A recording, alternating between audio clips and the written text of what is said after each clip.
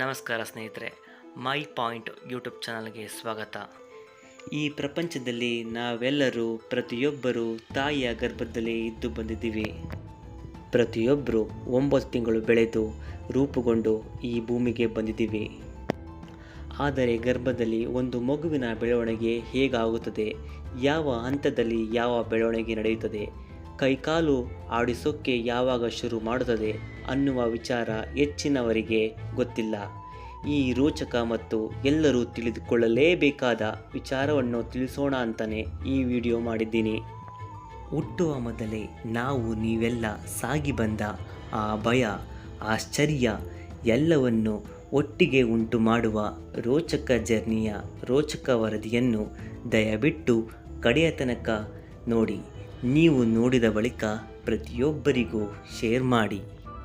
ಮೊದಲ ವಾರ ಮಹಿಳೆಯರ ಪೀರಿಯಡ್ ಮುಗಿದ ಬಳಿಕ ಗರ್ಭಧಾರಣೆಯ ಪ್ರಕ್ರಿಯೆ ಶುರುವಾಗುತ್ತೆ. ಮೊದಲ 1 ವಾರ ಅಂತಹ ಯಾವುದೇ ಬೆಳವಣಿಗೆ ನಡೆಯುವುದಿಲ್ಲ. ಅಂದರೆ ಅಂಡಾಶಯದಿಂದ ಅಂಡಾಣು ಅಥವಾ ಎಗ್ ಹೊರ ಬಂದಿರುವುದಿಲ್ಲ. 2ನೇ ವಾರ ಗರ್ಭಧಾರಣೆಯ 2ನೇ ವಾರದಲ್ಲಿ ಅಂಡಾಶಯದಿಂದ ಅಂಡಾಣು ಹೊರಬಂದು ಫೆಲೋಪಿಯನ್ ಟ್ಯೂಬ್ ಅಂದರೆ ಡಿಂಬನಾಳಕ್ಕೆ ಬರುತ್ತದೆ. ಅಲ್ಲಿ ಬಂದು ವೀರ್ಯಕ್ಕಾಗಿ ಕಾಯುತ್ತದೆ. ಕೋಟಿಗಟ್ಟಲೆ ವೀರ್ಯಗಳಲ್ಲಿ ಒಂದು ಶಕ್ತಿಶಾಲಿ ವೀರ್ಯ ಈ ಮೊಟ್ಟೆಯಂತಿರುವ, ಅಂದರೆ ಇಂಗ್ಲೀಷ್ನಲ್ಲಿ ಎಗ್ ಅಂತಲೇ ಕರೀತಾರೆ, ಈ ಅಂಡಾಣುವನ್ನು ಪ್ರವೇಶಿಸುತ್ತದೆ. ಅದರಲ್ಲಿ ಭ್ರೂಣದ ಬೆಳವಣಿಗೆಗೆ ಕಾರಣವಾಗುತ್ತದೆ. 3ನೇ ವಾರ ಫೆಲೋಪಿಯನ್ ಟ್ಯೂಬ್ನಲ್ಲಿ ಅಂದರೆ ಡಿಂಬನಾಳದಲ್ಲಿದ್ದ ಅಂಡಾಣು ಒಳಗಡೆ ವೀರ್ಯವನ್ನು ಅಬ್ಸರ್ವ್ ಮಾಡಿಕೊಂಡು ಅಂಡಾಣು ಅಲ್ಲಿಂದ ಜಾರಿ ಗರ್ಭಾಶಯ ಅಥವಾ ಗರ್ಭಕೋಶಕ್ಕೆ ಬರುತ್ತದೆ. ಗರ್ಭಕೋಶದೊಂದಿಗೆ ಇದು ಅಂಟಿಕೊಂಡು ಅಲ್ಲೊಂದು ಇಂಟಿಗ್ರೇಷನ್ ಪ್ರಕ್ರಿಯೆಯಾಗುತ್ತದೆ. ಈ ಪ್ರಕ್ರಿಯೆಯನ್ನು ಇಂಪ್ಲಾಂಟೇಷನ್ ಅಂತ ಕರೀತಾರೆ. ನಂತರ ಗರ್ಭಕೋಶದಲ್ಲಿ ಮಗು ಬೆಳೆಯೋಕ್ಕೆ ಶುರುವಾಗುತ್ತದೆ. ಇದನ್ನು ಝೈಗೋಟ್ ಅಂತ ಕರೀತಾರೆ. ಕನ್ನಡದಲ್ಲಿ ಇದನ್ನು ಯುಗ್ಮಜ ಎನ್ನಬಹುದು. ಮಗುವಿನ ಲಿಂಗ, ಕೂದಲು, ಕಣ್ಣಿನ ಬಣ್ಣ 3ನೇ ವಾರದಲ್ಲಿ ನಿರ್ಧಾರವಾಗುತ್ತದೆ. 4ನೇ ವಾರದಲ್ಲಿ ವೀರ್ಯದೊಂದಿಗೆ ಮರ್ಜ್ ಆಗಿದ್ದ ಅಂಡಾಣು ಭ್ರೂಣವಾಗಿ ಬದಲಾಗುತ್ತದೆ. ಇಲ್ಲಿ 2 ಭಾಗವಿರುತ್ತದೆ. ಒಂದು ಮುಂದೆ ಮಗುವಾಗಿ ಭ್ರೂಣವಾಗುತ್ತದೆ, ಮತ್ತೊಂದು ಪ್ಲಾಸೆಂಟಾ ಅಂದರೆ ಜರಾಯು. ಈ ಪ್ಲಾಸೆಂಟಾ ಮೂಲಕವೇ ಮಗುವಿನ ಬೆಳವಣಿಗೆಗೆ ಬೇಕಾದ ಪೌಷ್ಟಿಕಾಂಶ, ಆಕ್ಸಿಜನ್ ಹೀಗೆ ಎಲ್ಲ ಅಂಶಗಳು ಸಿಗುತ್ತವೆ. ನರಗಳು ಮತ್ತು ಸ್ಪೈನಲ್ ಕಾರ್ಡ್ಗಳ ಬೆಳವಣಿಗೆ ಶುರುವಾಗುತ್ತದೆ. 5ನೇ ವಾರ ಈ ಹಂತದಲ್ಲಿ ಭ್ರೂಣವು ತುಂಬ ಚಿಕ್ಕದಾಗಿರುತ್ತದೆ. ಆಗ ಅಲ್ಟ್ರಾಸೌಂಡ್ ಸ್ಕ್ಯಾನ್ನ ಮೂಲಕವೇ ಇದನ್ನು ನೋಡಬಹುದು. 6ನೇ ವಾರ ಇಲ್ಲಿ ಮಗು 3 ಹಂತಗಳಲ್ಲಿ ಮಡಚಿದ ರೂಪದಲ್ಲಿ ಇರುತ್ತದೆ. ಮಗುವಿನ ಹೃದಯ ಬಡಿತ ಸುಲಭವಾಗಿ ಕೇಳಿಸಿಕೊಳ್ಳಕ್ಕೆ ಸಾಧ್ಯವಾಗುತ್ತದೆ. ಈ ಹಂತದಲ್ಲಿ ಹೃದಯ ಬಡಿತ ತುಂಬಾ ಜಾಸ್ತಿ. ಅಂದರೆ ಓರ್ವ ವಯಸ್ಕನ ಎದೆ ಬಡಿತದ ಡಬಲ್ ಇರುತ್ತೆ. ಪ್ರತಿ ನಿಮಿಷಕ್ಕೆ 150ರಿಂದ 155 ಸಲ ಈ ಭ್ರೂಣದ ಹೃದಯ ಬಡಿದುಕೊಳ್ಳುತ್ತದೆ. 7ನೇ ವಾರ ಮಗುವಿನ ಮುಖದ ಕೆಲವು ಅಂಗಗಳು ಬೆಳವಣಿಗೆ ಒಂದಕ್ಕೆ ಶುರುವಾಗುತ್ತೆ. ಕಣ್ಣು, ಕಿವಿ, ಬಾಯಿಯಂತಹ ಅಂಗಗಳ ರಚನೆಯಾಗುತ್ತೆ. ಇದೇ ವೇಳೆ ಮಗುವಿನ ಮೆದುಳು ಕೂಡ ಬೆಳವಣಿಗೆ ಆಗುತ್ತೆ. ಅಂದರೆ ಪ್ರತಿ ನಿಮಿಷಕ್ಕೆ 1 ಲಕ್ಷ ಜೀವಕೋಶಗಳ ಬೆಳವಣಿಗೆ ಆಗುತ್ತಾ ಇರುತ್ತೆ. 8ನೇ ವಾರ ಇಲ್ಲಿ ಮಗು 4 ಮಡಚಿದ ಆಕಾರದಲ್ಲಿ ಬೆಳವಣಿಗೆಯಾಗುತ್ತೆ. ಮೂಗು, ಕಿವಿ, ಕಣ್ಣು ಆಕಾರವನ್ನು ಪಡೆದುಕೊಳ್ಳಲು ಶುರುವಾಗುತ್ತೆ. ಮಗುವಿನ ಹೃದಯವು ಕೂಡ ದಿನೇ ದಿನೇ ಗಟ್ಟಿಯಾಗುತ್ತಾ ಸಾಗುತ್ತೆ. ಮಗುವಿನ ಜನಾಂಗ ರಚನೆ ಬೆಳವಣಿಗೆ ಶುರುವಾಗುತ್ತೆ. ಪಿತ್ತಕೋಶ ಮತ್ತು ಮೇದೋಜೀರಕ ಗ್ರಂಥಿಯ ರಚನೆ ಶುರುವಾಗುತ್ತೆ. ಮಗುವಿನ ತಲೆ ದೇಹಕ್ಕಿಂತ 2 ಪಟ್ಟು ದೊಡ್ಡದಿರುತ್ತೆ.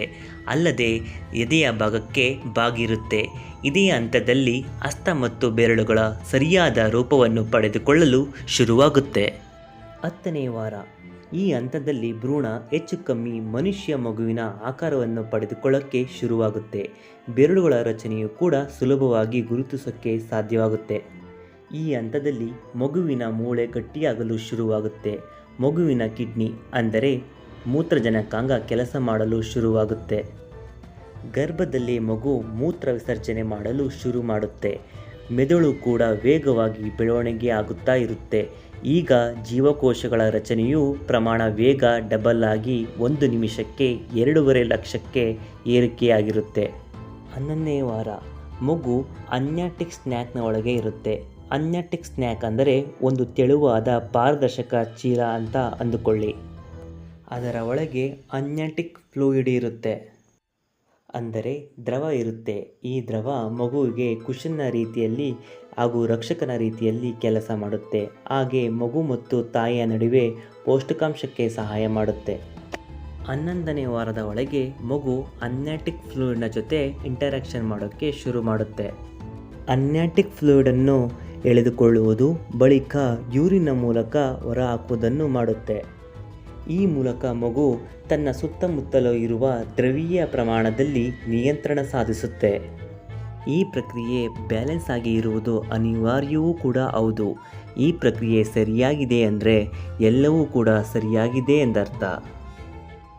ಈ ಹಂತದಲ್ಲಿ ಶ್ವಾಸಕೋಶಗಳು ಕೂಡ ಬೆಳವಣಿಗೆ ಹೊಂದಲು ಶುರು ಮಾಡುತ್ತೆ. 12ನೇ ವಾರ, ಇಲ್ಲಿ ಮಗುವಿನ ತೂಕ ಹೆಚ್ಚಾಗೋಕ್ಕೆ ಶುರುವಾಗುತ್ತೆ. ಹೀಗಾಗಿ 12ನೇ ವಾರದಲ್ಲಿ ಮಹಿಳೆಯರ ಹೊಟ್ಟೆ ದಪ್ಪವಾಗಲು ಶುರುವಾಗುತ್ತೆ. ಆದರೆ ಮಗುವಿನ ಚಲನೆ ಗೊತ್ತಾಗುವುದಿಲ್ಲ. ಈ ಹಂತದಲ್ಲಿ ಮಗು ಕೈಕಾಲನ್ನು ಮುಚ್ಚುವುದು ಮತ್ತು ಬಿಚ್ಚುವುದಕ್ಕೆ ಶುರು ಮಾಡುತ್ತೆ. ತಲೆಯ ಬದಿಗೆ ಏಲಿಯನ್ ಥರ ಇದ್ದ ಮಗುವಿನ ಕಣ್ಣುಗಳು ಈಗ ಮನುಷ್ಯರ ಮಗುವಿನ ರೀತಿಯಲ್ಲೇ ಮುಖದ ಮೇಲೆ ಸರಿಯಾದ ಜಾಗಕ್ಕೆ ಬರುತ್ತೆ. ಈಗ ಮಗು ಕಂಪ್ಲೀಟಾಗಿ ಮನುಷ್ಯರ ಮಗುವಿನ ರೀತಿಯಲ್ಲೇ ಕಾಣಲಿಕ್ಕೆ ಶುರುವಾಗುತ್ತೆ. ಈ ಹಂತದಲ್ಲಿ ಕೈ ಮತ್ತು ಕಾಲುಗಳು ಬೆಳೀತಾನೇ ಇರುತ್ತವೆ. 14ನೇ ವಾರ, ಈ ಹಂತದಲ್ಲಿ ಮಗುವಿನ ಬಹುತೇಕ ಎಲ್ಲ ಅಂಗಗಳು ರಚಿಸಲ್ಪಟ್ಟಿರುತ್ತವೆ. 15ನೇ ವಾರ, ಮಗುವಿನ ದೇಹದಲ್ಲಿ ಒಂದು ರೀತಿಯ ಕೂದಲಿನಂತಹ ವಸ್ತು ಬೆಳೆಯೋಕ್ಕೆ ಶುರುವಾಗುತ್ತೆ. ಮಗುವಿನ ದೇಹಕ್ಕೆ ಬೇಕಾದ ತಾಪಮಾನವನ್ನು ಕೊಡುತ್ತೆ. ಅದು ಮಗುವಿನ ಹುಟ್ಟಿನ ಸಮಯದಲ್ಲಿ ತನ್ನಂತಾನೇ ಮಾಯವಾಗುತ್ತೆ. 16ನೇ ವಾರ, ಮಗುವಿನ ಮೂಳೆಗಳು ಗಟ್ಟಿಯಾಗಕ್ಕೆ ಶುರುವಾಗುತ್ತೆ. ಆದರೆ ತಲೆಯ ಮೂಳೆ ಮಾತ್ರ ಫ್ಲೆಕ್ಸಿಬಲ್ ಆಗೇ ಇರುತ್ತೆ. ಇದರಿಂದ ಡೆಲಿವರಿಯ ಟೈಮಲ್ಲಿ ಮಗು ಹೊರಬರುವುದಕ್ಕೆ ಸುಲಭವಾಗುತ್ತೆ. 17ನೇ ವಾರ, ಈ ಹಂತದಲ್ಲಿ ಮಗುವಿನ ಕೈಕಾಲುಗಳು ಸರಿಯಾದ ಅನುಪಾತಕ್ಕೆ ಬೆಳವಣಿಗೆಯಾಗಿರುತ್ತೆ. ಈ ವೇಳೆ ಪ್ಲಸೆಂಟಾ ಅಂದರೆ ಜರಾಯು ಮತ್ತು ಮಗುವಿನ ಗಾತ್ರ ಹೆಚ್ಚು ಕಮ್ಮಿ ಒಂದೇ ಆಗಿರುತ್ತೆ. ಅಂಬ್ಲಿಕಲ್ ಕಾರ್ಡ್ ಅಂದರೆ ಪ್ಲಸೆಂಟವನ್ನು ಮಗುವಿಗೆ ಜೋಡಿಸುವ ಕರಳಬಳ್ಳಿ ಈಗ ಅಭಿವೃದ್ಧಿ ಹೊಂದಿರುತ್ತೆ. ಪ್ಲಸೆಂಟದಿಂದ ಮಗುವಿಗೆ ಪೌಷ್ಟಿಕಾಂಶ ಮತ್ತು ಆಮ್ಲಜನಕ ಹೋಗುವ ಫಿಲ್ಟರ್ ರೀತಿ ಕೆಲಸ ಮಾಡುತ್ತೆ. 18ನೇ ವಾರ, ಕಿವಿ ಚೆನ್ನಾಗಿ ಬೆಳವಣಿಗೆಯಾಗಿರುತ್ತೆ. ಮಗು ಎಲ್ಲವನ್ನು ಕೇಳಿಸಿಕೊಳ್ಳೋಕ್ಕೆ ಶುರು ಮಾಡಿರುತ್ತೆ. ಇಲ್ಲಿಂದ ಹಂತ ಹಂತವಾಗಿ ಆಲಿಸುವ ಶಕ್ತಿ ಅಭಿವೃದ್ಧಿಯಾಗಿರುತ್ತೆ. ಕರಳಬಳ್ಳಿಯಲ್ಲಿ ರಕ್ತ ಸಂಚಾರ, ತಾಯಿಯ ಉಸಿರಾಟ, ಗರ್ಭದ ಹೊರಗಿನಿಂದ ಬರುವ ಶಬ್ದವನ್ನು ಕೂಡ ಮಗು ಆಲಿಸಿಕೊಳ್ಳೋಕ್ಕೆ ಶುರು ಮಾಡುತ್ತೆ. ಅಂದರೆ ತಾಯಿ ಬೇರೆಯವರೊಂದಿಗೆ ಮಾತನಾಡಿದರೆ ಅದನ್ನು ಆಲಿಸಿಕೊಳ್ಳೋಕ್ಕೆ ಶುರು ಮಾಡುತ್ತೆ. 19ನೇ ವಾರ, ಈ ಹಂತದಲ್ಲಿ ಮಗುವಿನ ಸುತ್ತಮುತ್ತ ಗ್ರೀಸಿಯ ಪದರ ರಚನೆಯಾಗಿರುತ್ತೆ. ಇದನ್ನು ವರ್ನಿಕ್ ಕೆಸವೋಸ ಅಂತ ಕರೀತಾರೆ. ಇದು ಗರ್ಭಕೋಶದಲ್ಲಿ ಅಮ್ನಾಟಿಕ್ ಫ್ಲೂಯಿಡ್ನಿಂದ ಮಗುವಿನ ಚರ್ಮವನ್ನು ರಕ್ಷಿಸುವ ಮತ್ತು ಮಗುವಿನ ದೇಹಕ್ಕೆ ಬೇಕಾಗುವ ತಾಪಮಾನವನ್ನು ಸ್ಥಿರವಾಗಿ ಇಡಲು ಸಹಾಯ ಮಾಡುತ್ತೆ. 20ನೇ ವಾರ, ಇಲ್ಲಿಂದ ಮಗು ತುಂಬ ಶಕ್ತಿಶಾಲಿಯಾಗಕ್ಕೆ ಶುರುವಾಗುತ್ತೆ. ಮಗುವಿನ ಚಲನೆ ಹೆಚ್ಚಾಗುತ್ತೆ. ಇದೇ ಹಂತದಲ್ಲಿ ಮಗು ಒದೆಯೋಕ್ಕೆ ಶುರು ಮಾಡುತ್ತೆ. ತಲೆ, ಉಬ್ಬು ಸೇರಿದಂತೆ ಹಲವು ಕಡೆ ಕೂದಲು ರಚನೆಯಾಗಕ್ಕೆ ಶುರುವಾಗುತ್ತೆ. ಜೊತೆಗೆ ಮಗು ಒಂದು ಹಂತಕ್ಕೆ ಪ್ರಾಪರ್ ಮಗುವಿನ ಶೇಪ್ಗೆ ಬಂದಿರುತ್ತೆ. 21ನೇ ವಾರ, ಈ ಹಂತದಲ್ಲಿ ಮಗು ಮತ್ತಷ್ಟು ಸ್ಟ್ರಾಂಗ್ ಆಗೋಕ್ಕೆ ಶುರುವಾಗುತ್ತೆ. ಜೀರ್ಣಕ್ರಿಯೆ ಕೂಡ ಪ್ರಾರಂಭವಾಗುತ್ತೆ. ಅಗತ್ಯ ಪೌಷ್ಟಿಕಾಂಶವನ್ನು ಪಡೆದು ಮಗು ವೇಗವಾಗಿ ಬೆಳವಣಿಗೆ ಆಗುತ್ತೆ. 22ನೇ ವಾರ, ಇಲ್ಲಿ ಮಗುವಿನ ಚರ್ಮ ದಪ್ಪವಾಗುತ್ತೆ ಮತ್ತು ಸ್ಪರ್ಶ ಜ್ಞಾನವೂ ಕೂಡ ಬಂದಿರುತ್ತೆ. ಕೈಗೆ ಸಿಕ್ಕದೆಲ್ಲ ಮುಟ್ಟೋದಕ್ಕೆ ಶುರು ಮಾಡುತ್ತೆ. ಕರಳಬಳ್ಳಿ ಮುಖವನ್ನು ಮುಟ್ಟಿಕೊಳ್ಳೋಕ್ಕೆ ಶುರು ಮಾಡುತ್ತೆ. ಕೂದಲಿನ ಬೆಳವಣಿಗೆ ಕೂಡ ಬೆಳವಣಿಗೆ ಆಗುತ್ತೆ. ಆದರೆ ಕೆಲವು ಮಕ್ಕಳಿಗೆ ಮಗು ಹುಟ್ಟಿದ ನಂತರವೇ ಕೂದಲ ಬೆಳವಣಿಗೆ ಆಗುತ್ತೆ. 23ನೇ ವಾರ, ಈ ಹಂತದಲ್ಲಿ ಮಗುವಿನ ಮೆದುಳು ಮತ್ತು ಶ್ವಾಸಕೋಶಗಳು ವೇಗವಾಗಿ ಬೆಳವಣಿಗೆ ಆಗುತ್ತೆ. 24ನೇ ವಾರ, ಮಗು ತುಂಬ ಸ್ಟ್ರಾಂಗ್ ಆಗುತ್ತೆ. ಒಳಗೆ ಮತ್ತು ಹೊರಗಿನ ಶಬ್ದವನ್ನು ಆಲಿಸೋಕ್ಕೆ ಶುರು ಮಾಡುತ್ತೆ. ಹೊರಗೆ ಏನಾದರೂ ಶಬ್ದವಾದರೆ ಮಗು ರಿಯಾಕ್ಟ್ ಮಾಡೋದಕ್ಕೆ ಶುರು ಮಾಡುತ್ತೆ. ಧ್ವನಿಯ ಮೂಲಕವಲ್ಲ, ಕಾಲಿನ ಮೂಲಕ ಒದೆಯೋಕ್ಕೆ ಶುರು ಮಾಡುತ್ತೆ. ಹುಟ್ಟಿದ ಕೂಡಲೇ ಮಗು ತಾಯಿಯೊಂದಿಗೆ ಹೆಚ್ಚು ಬಾಂಧವ್ಯದಿಂದ ಹೊಂದಿರುತ್ತೆ. ಅದಕ್ಕೆ ಕಾರಣ ಮಗು ಹೊಟ್ಟೆಯಲ್ಲಿದ್ದಾಗ ತಾಯಿಯ ಮಾತನ್ನು ಹೆಚ್ಚು ಕೇಳಿಸಿಕೊಂಡಿರುತ್ತೆ. ಹುಟ್ಟಿದ ಬಳಿಕ ತಾಯಿಯ ಧ್ವನಿಯನ್ನು ಸುಲಭವಾಗಿ ಗುರುತಿಸುತ್ತೆ. 25ನೇ ವಾರ ಮಗುವಿನ ದೊಡ್ಡ ಮತ್ತು ಸಣ್ಣ ಕರುಳಿನಲ್ಲಿ ಬೊವೆಲ್ ಮೂಮೆಂಟ್ ಶುರುವಾಗುತ್ತೆ. 26ನೇ ವಾರ ಮಗು ಮಲಗೋ ಟೈಮ್ ಚೇಂಜ್ ಆಗುತ್ತೆ. ಒಂದು ವೇಳೆ ತಾಯಿ ಮಲಗೋ ಟೈಮ್ ಮತ್ತು ಮಗು ಮಲಗೋ ಟೈಮ್ ಮ್ಯಾಚ್ ಆಗೋದೇ ಇದ್ದರೆ ತಾಯಿ ನಿದ್ದೆಯಿಲ್ಲದ ರಾತ್ರಿಗಳನ್ನು ಕಳೆಯಬೇಕು ಅಂತ ಅರ್ಥ. 27ನೇ ವಾರ ಮಗು ಕೈಕಾಲು ಆಡಿಸೋಕ್ಕೆ ಹೆಚ್ಚು ಶುರು ಮಾಡುತ್ತೆ. ಅದು ಕೈಕಾಲು ಆಡಿಸಿದಾಗೆಲ್ಲ ಹೊಟ್ಟೆಯೊಳಗೆ ಒಂದು ರೀತಿಯ ವೈಬ್ರೇಷನ್ ಆಗೋ ರೀತಿ ಫೀಲ್ ಆಗುತ್ತೆ. 28ನೇ ವಾರ ಮಗು ಕಣ್ಣು ಬಿಡೋಕ್ಕೆ ಶುರು ಮಾಡುತ್ತೆ. ಅಂದರೆ ಫುಲ್ ಕಣ್ಣು ಓಪನ್ ಮಾಡಿ ಗರ್ಭದಲ್ಲಿ ಏನೇನಿದೆ ಅಂತ ನೋಡುತ್ತೆ ಅಂತಲ್ಲ, ಅದು ನಿಧಾನವಾಗಿ ಕಣ್ಣು ರೆಪ್ಪೆ ತೆಗೆದು ಮುಚ್ಚೋಕ್ಕೆ ಶುರು ಮಾಡುತ್ತೆ. 29ನೇ ವಾರ ಮಗು ಹೆಚ್ಚು ಶಕ್ತಿಯೊಂದಿಗೆ ಒದೆಯೋಕ್ಕೆ ಶುರು ಮಾಡುತ್ತೆ. ಜ್ಞಾನೇಂದ್ರಿಯಗಳು ಸಹ ಸರಿಯಾಗಿ ಕೆಲಸ ಮಾಡುತ್ತೆ. ಬೇರೆ ಬೇರೆ ರಿಯಾಕ್ಷನ್ ಕೊಡೋಕ್ಕೆ ಈ ವಾರ ಶುರು ಮಾಡುತ್ತೆ. 30ನೇ ವಾರ ಈ ಹಂತದಲ್ಲಿ ಮಗು ವೇಗವಾಗಿ ಬೆಳೆಯೋಕ್ಕೆ ಶುರು ಮಾಡುತ್ತೆ. ಹತ್ತತ್ರ ಒಂದು ವಾರಕ್ಕೆ 1 ಪೌಂಡ್ನಷ್ಟು ಅಂದರೆ 450 ಗ್ರಾಂನಷ್ಟು ತೂಕ ಹೆಚ್ಚಿಸಿಕೊಳ್ಳುತ್ತೆ. ಹೆಚ್ಚುವರಿಯಾಗಿ ಗಳಿಸಿಕೊಂಡ ಅಂಶ ಕೆನ್ನೆಯ ರಚನೆಗೆ ಕಾರಣವಾಗುತ್ತೆ. ಈ ವೇಳೆ ಮಗು ವೇಗವಾಗಿ ಬೆಳೆಯುವುದರಿಂದ ಚಲನೆಯು ಕೂಡ ಕಮ್ಮಿಯಾದರೂ ಆಗಬಹುದು. ಏಕೆಂದರೆ ಗರ್ಭಕೋಶದಲ್ಲಿ ಮಗು ಮೂಮೆಂಟ್ ಮಾಡೋದಕ್ಕೆ ಜಾಗದ ಕೊರತೆಯಿಂದ ಚಲನೆ ಕಷ್ಟವಾಗಬಹುದು. ಹಾಗಂತ ಹೆದರಿಕೊಳ್ಳುವ ಅವಶ್ಯಕತೆ ಇಲ್ಲ. ಆದರೆ ಪ್ರತಿ ಗಂಟೆಗೊಮ್ಮೆ ಮಗುವಿನ ಚಲನೆಯನ್ನು ಗಮನಿಸಬೇಕು. ಒಂದು ವೇಳೆ ಸ್ವಲ್ಪವೂ ಚಲನೆಯೇ ಇಲ್ಲ ಅಂತಾದರೆ ಕೂಡಲೇ ವೈದ್ಯರನ್ನು ಸಂಪರ್ಕಿಸಬೇಕು. 31ನೇ ವಾರ ಇನ್ನಷ್ಟು ಮಗುವಿನ ಎತ್ತರ ಮತ್ತು ತೂಕ ಹೆಚ್ಚಾಗುತ್ತಾ ಹೋಗುತ್ತೆ. ಇದರ ನಡುವೆ ಮಗುವಿನ ಜನನಾಂಗ ವ್ಯವಸ್ಥೆಯು ಕೂಡ ಸಂಪೂರ್ಣವಾಗಿ ರೂಪುಗೊಂಡಿರುತ್ತೆ. 32ನೇ ವಾರ ಮಗು ಸಂಪೂರ್ಣವಾಗಿ ಬೆಳವಣಿಗೆ ಹೊಂದಿರುತ್ತೆ. ಶ್ವಾಸಕೋಶವನ್ನು ಹೊರತುಪಡಿಸಿ ಉಳಿದ ಎಲ್ಲ ಅಂಗಗಳು ಕೆಲಸ ಮಾಡುತ್ತಿರುತ್ತವೆ. ಈ ಹಂತದಲ್ಲಿ ಮಗು ಇಷ್ಟು ಬೇಗ ಡೆಲಿವರಿ ಆದರೂ ಕೂಡ ಹೆಚ್ಚಿನ ಸಂದರ್ಭಗಳಲ್ಲಿ ಮಗು ಆರೋಗ್ಯವಾಗೇ ಇರುತ್ತೆ. 33ನೇ ವಾರ ಮಗು ಬೆಳೀತಾನೇ ಇರುತ್ತೆ. ಆದರೆ ಚಲನೆ ತುಂಬಾ ಕಡಿಮೆ ಆಗುತ್ತೆ. ಒಂದು ವೇಳೆ ತುಂಬ ಕಡಿಮೆ ಆದರೆ ಅದನ್ನು ಸರಿಪಡಿಸಲು ತಾಯಿಯಾದವರು ಏನಾದರೂ ಮಾಡಲೇಬೇಕು. ಅಂದರೆ ತುಂಬ ಸಿಹಿಯಾದ ಅಥವಾ ಹುಳಿಯಾದ ಪದಾರ್ಥವನ್ನು ಸೇವಿಸುವುದು, ಹೊರಗಿನಿಂದ ಜೋರಾದ ಶಬ್ದ ಮಾಡುವುದು, ಹೊಟ್ಟೆಯ ಮೇಲೆ ಪ್ರಕಾಶಮಾನವಾದ ಲೈಟ್ ಬಿಡುವುದು ಮಾಡಿದಾಗ ಮಗು ಎಚ್ಚರಗೊಂಡು ರಿಯಾಕ್ಟ್ ಮಾಡೋದಕ್ಕೆ ಶುರು ಮಾಡುತ್ತೆ. 34ನೇ ವಾರ ಈ ಹಂತದಲ್ಲಿ ಮಗು ಹೊರ ಜಗತ್ತಿಗೆ ಬರೋಕ್ಕೆ ಅಂದರೆ ಡೆಲಿವರಿಗೆ ರೆಡಿಯಾಗಿರುತ್ತೆ. ನಾವು ಈಗಾಗಲೇ ಹೇಳಿದ ಗ್ರೀಸಿ ಪದರ ಅಂದರೆ ವರ್ಣಿಕೆ ಸಹೋಸ ಈಗ ಮತ್ತಷ್ಟು ದಪ್ಪವಾಗಿರುತ್ತೆ. ಇದು ಮಗುವಿನ ಚರ್ಮಕ್ಕೆ ಮಾಯಿಶ್ಚರೈಸರ್ ರೀತಿ ಕೆಲಸ ಮಾಡುತ್ತೆ.